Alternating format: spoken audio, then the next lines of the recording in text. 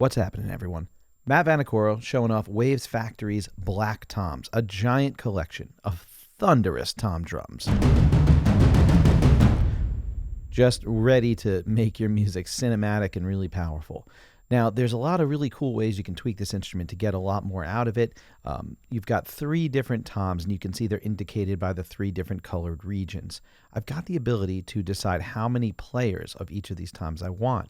So this little players knob, I can rotate it to the left, and you see in the bottom left-hand corner, but as well in the graphic representation, I can ratchet it all the way down to 1 player per tom.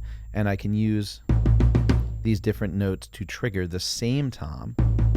This way I can play with, 2 fingers representing the 2 hands or 2 sticks. Get some nice rolls on a single tom or both. Or all 3.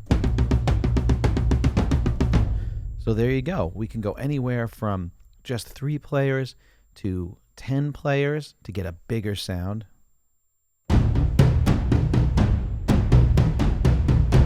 All the way up to 21 players for just a monstrous level of thunder.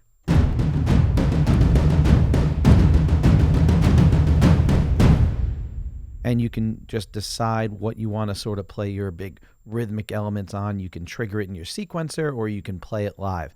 Really, really great instrument. Now, I've got a mixer. I just click the mixer tab to open that up, and that enables me to switch between the close mics and the far mics. So I'm going to pull back a little bit. Let's go to just 10 players.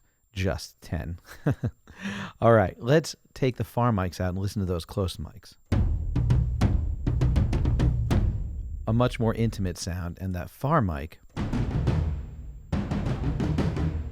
really letting the sound of the instrument breathe in that room.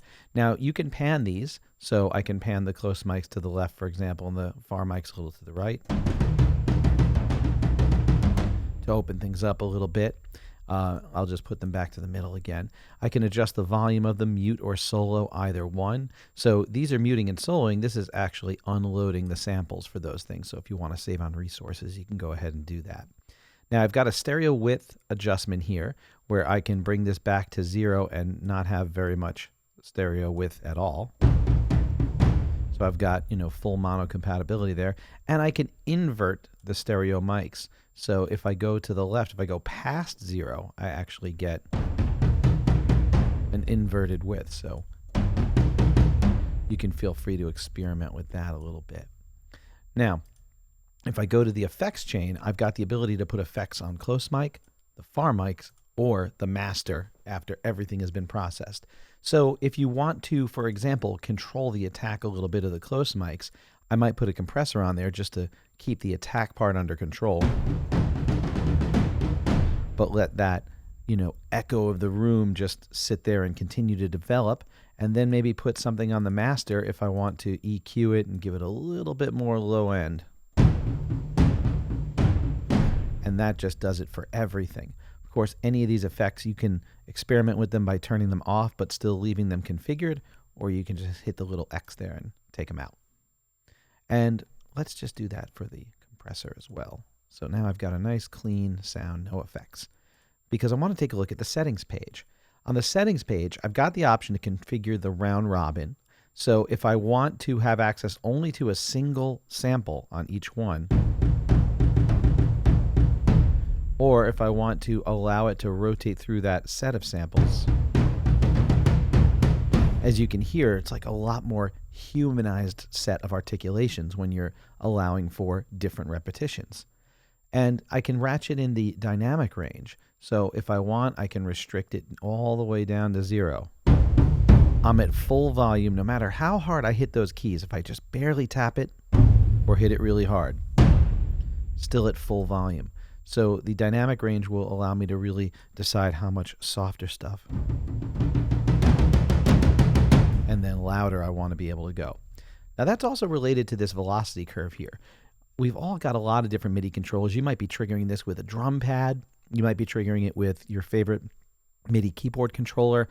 And if it's not responding the way you want, if you're getting to the high velocity samples sooner than you want, you can actually adjust the curve so that it takes a little longer to get up there. So I'm getting a little bit more favoritism shown to the lower velocity samples. And I've really got to tromp on those MIDI keys in order to make the high velocity samples happen. Now, if you want to never get to the high velocity samples, you can use these minimum and maximum knobs to actually restrict what the loudest is you can be. So no matter how hard I hit, even at full power, I'm killing my MIDI controller, it never gets to that layer.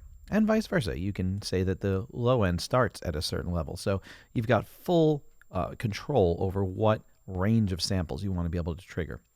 Now I've got attack and decay, pretty much does exactly what you think. We've got a nice, beautiful, long decay now, but it doesn't have to be that way. Uh-oh. Really short. But if you're using this for sound design and you just want to get that, attack and then do something crazy with like a really reversed gated reverb or something, that's where you might want to pull the decay out. And, same for the attack. If we pull the attack out, we can get the thunder without necessarily that thwack of the stick on the skin of the drum. So that will allow you to shape it. And then finally, we've got this mixed in sub-octave, and that really brings just some low-end power. You've been experiencing it this whole time. If I take it out, you can hear, especially on that sustain and decay of the sound, when I bring it in, those real low-end sound waves really just jump out at you and give this a whole perceived power that is just fantastic. So any of these, you can click these menus to disengage them and then get back to that main screen where you can go ahead and ratchet in and get your 21 players.